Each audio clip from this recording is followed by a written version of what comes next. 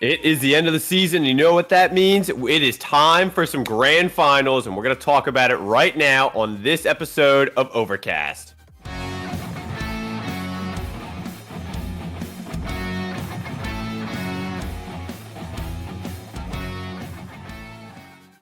Welcome, ladies and gentlemen. It is time for some grand finals. We are going to come at you very soon with the Emerald Grand Finals, but of course, it's not United Road to Overwatch. If I don't yap a little bit, I am, of course, Ajax, the king of dropping a beat and dying immediately. We have got to talk about what's going to happen tonight, and that is going to be Miami Cayman taking on the Houston Flames. This is not just a quick thing that we decided to have. You know, obviously there was a regular season involved. So let's kind of take a step back, right? Let's take a second to look at how these teams got here. And the first team I unbiasedly am going to talk about is Miami. Again, I'm going to try and stay unbiased. I did GM the team. I still am. We're going to catch the dub. But I'm giving each team a title. And I'm going to call Miami the exciting team because in their regular season, 3 out of their 4 matches ended up going to a map 5. That is the most out of all the other teams. And it ended up being huge. Insane plays coming out from every player. We have a roster of 2 rookies coming in with a lot of veterans who have been here for a while. And they are looking to take the dub against their divisional rivals in Houston.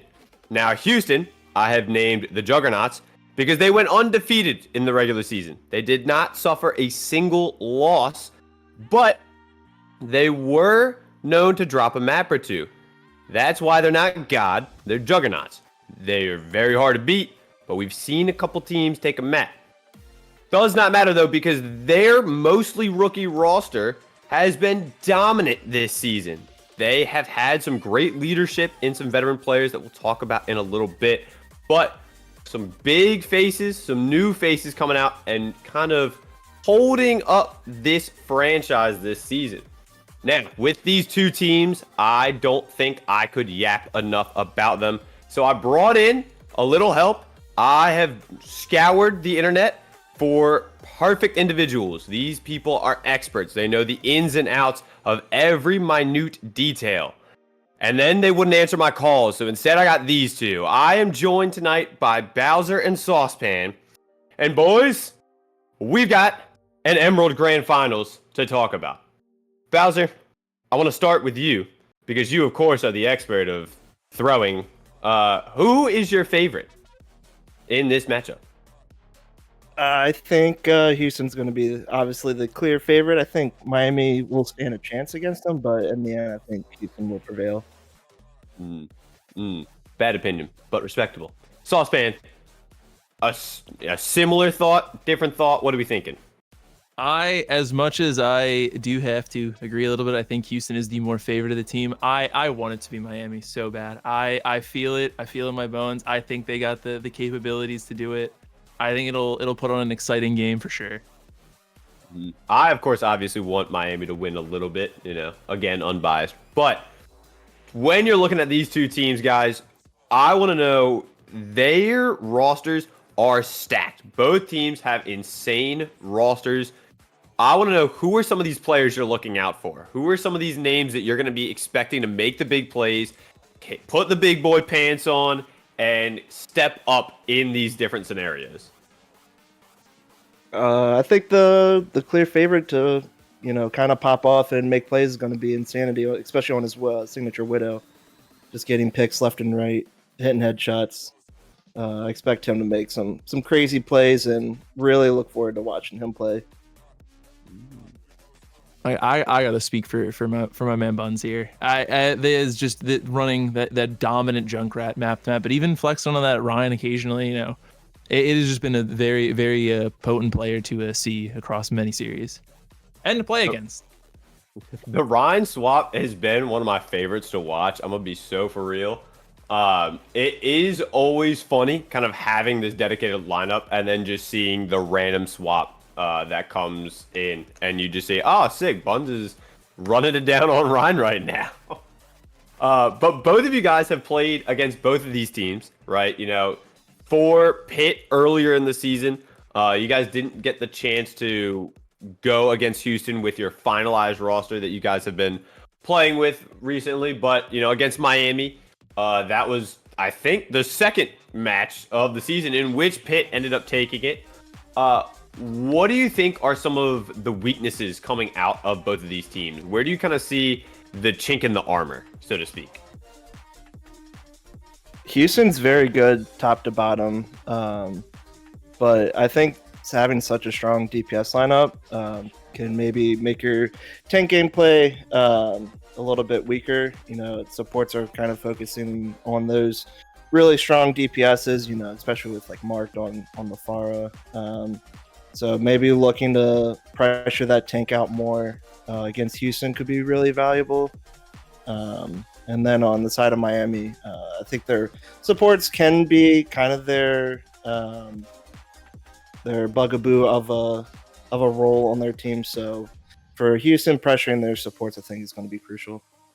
Shout out the term bugaboo, by the way. Where did you pull that from? Shout out Step Brothers, the GOAT movie. That's from I will talk about that in a sec. Saucepan, where do you see weaknesses? I do have to. Unfortunately, my knowledge of Houston is very much a spectator sport. As that week 1 match we on Pitt we had against them, I was unavailable, so I did not get to even play against them at all this season. But from a spectator's perspective, I got to agree with a lot of the same stuff Bowser said. I think on top of the tank, I think if you aren't able to like hard pressure the tank, I think just pressuring the supports instead, either drawing the tank inward to then collapse on the back line instead, is I think that's just definitely gonna be like the way that Miami would have to work around that. And I think on the side of Miami, I think it kind of matches with the with that support lineup, is I think like in terms of just from having a played against them perspective, I think being able to just pick off an isolated support is definitely that win con for Houston there, especially if you're running that Widow. Just being able to get like that one snipe right away can just completely turn a fight around. Yeah, that was something that Miami did struggle with, specifically the other night against you guys on Pitt, having that positioning out for a single support and just losing them early. Yeah, you've got some good DPS and a good tank, but that's not going to matter when you're not getting healed as much. So I think both of you guys made some good points. Now, this is not only just about the characters and the people playing them, but it's also about the maps. I believe it was Ricochet that said at some point Houston's kryptonite is control. I think Miami also has a control kryptonite. So if you're looking to kind of go around the world, take a look at some of these maps, are there certain maps that you're going to lean towards? Are there certain maps that you guys are going to avoid? Where do we kind of feel on that? I think if I'm Houston, I would want to play hybrid first and then pick away Ike from Miami. That's their comfort pick. So if they can pick an escort map and then force that to, unless it goes to 6 or 7, but if they can, take that or hybrid mode away from Miami and not allow them to play on Ike, I think that could be really, really valuable for them. I don't hate it. I was gonna say I have to match that. Honestly, I think I completely forgot that it's map pick on first like map choice or whatever on map 1. I'm forgetting that was a thing despite having just played it. But yeah, getting rid of those comfort picks against Miami for Houston and vice versa is if I was even if you drop that map 1 as Miami, I think trying to take an escort map instead that isn't making sure that circuit isn't played, for example, getting rid of that Widow map is I think that's just going to be a big high value play in on the side of Miami. And I think in terms of the control argument you made earlier, I think both teams have their those issues they can't play controls. I personally got to say I think Miami has the strong suit down there, as control has been a favored map type for us on Pitt, pretty consistently. Usually picking up that map 1 at least most of the games I've played. But in that last series, it was we took it. It was to 0.3 on Antarctica, and it was I think 99-99 for multiple of the points as well. So it wasn't necessarily an easy win for us in that stretch. So I think even if both teams struggle on control, I think Miami definitely has a little bit of an edge just because they've been able to perform quite well on it, even against even on weaker map types for them. Mm-hmm. Now, if you are looking at that control, because like Bowser was saying earlier, unless it goes to 6 or 7, we are looking at all 5 game modes first, and then we got to get some repeats in. So we will have only limited options for some of these. If you're looking at control, out of the 3, you've got Antarctic, you've got Ilios, and you've got Busan. Which one do you think is more favored towards the teams? Bro, you're asking the gold player an in-depth question? That's crazy. I am. It's funny. I want you to answer. Is it Busan that has the one really nice point for Widow? Probably. Busan's got downtown. Yeah. That one's definitely gonna be a little brutal. Yeah, I feel like that particular point on Busan is going to be, probably a cakewalk for Houston. So maybe they could lean more towards that one. So they're leaning towards Busan. You're saying you want them to go towards downtown. That would be kind of the ideal first one. Yeah. I'm all right. All right. I don't hate it. Yeah. I don't hate it. It's pretty good. Now, taking a look at the maps, we've already kind of said control is going to be one where it could go either way. Escort typically geared towards Houston. Hybrid typically geared towards Miami. That leaves us with push, and then everybody's favorite Clash/Flashpoint. Where do you two see those going towards? Obviously, Miami loves their Clash for some reason, which is insane. Just diabolical that they pick that every series. It's so good. Something funny Houston could do is just whip out a new Junk City pick just to really throw Miami off their balance. Just because I think Houston's a little more collected as a team than Miami is. Not necessarily a knock on Miami. It's just more of how well Houston plays as a team. So, kind of throwing out that weird map pick might play better into Houston's hands. But still a dumb mode. Tell us how you really feel, Bowser. Come on, let it out. Flashpoint's okay. Clash is dumb. Last point is so dumb on Clash. That is all. Truly. Oh, absolutely love it. So then we heard from Bowser about that. Saucepan, if we are looking at push, who do you think is favored and what map do you think we'll see? I feel like push is going to be rough because a handful of those push maps do favor those long sight lines. Like Queen Street, for example, is one that definitely values those sight lines. They're playing those angles. I think if Miami wants a push map, I think they got to bring out the Runasapi. I think that is definitely one that they can favor. They can favor them really well. Play the angles with like a Hanzo or a Cass or still just force the junk. I think in terms of a lot of what Miami's DPS pool is capable of, I think that one's going to work in their favor the most. I mean, on Pit we always felt Runasapi was a comfortable map, and it didn't work out too well for us at the end there. So unfortunately not, but I like what I'm hearing because it's a lot of Miami heavy. But disregarding that, I do want to hear any hot take about these teams. Do you have any? What? I think, like Bowser said, I think they're going to pull out the new Junk City. Or on Escort, I think Junkertown. Junkertown comes out. Regardless, any hot takes? Do we think anything spicy is going to happen? I could see Houston play Mental Warfare and just pick Ike map 1 as a middle finger to Miami. Ooh.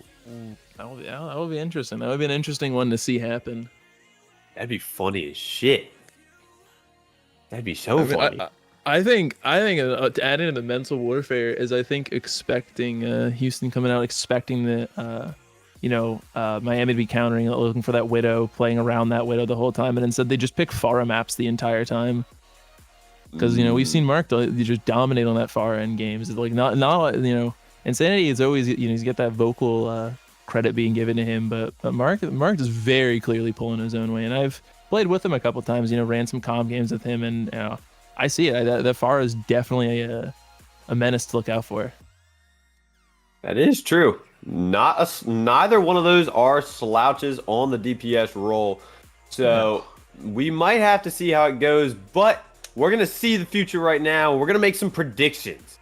And I think we've got to start with the self-proclaimed gold, what did you say? Profound topic or whatever.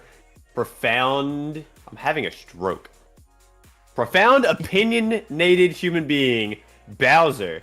Who's winning? What's the scoreline? I think Houston's going to take it pretty easily, probably 4-1. They might troll a map 4 and then give them a gentleman's sweep. Call it a day. All right. Saucepan, what are we thinking?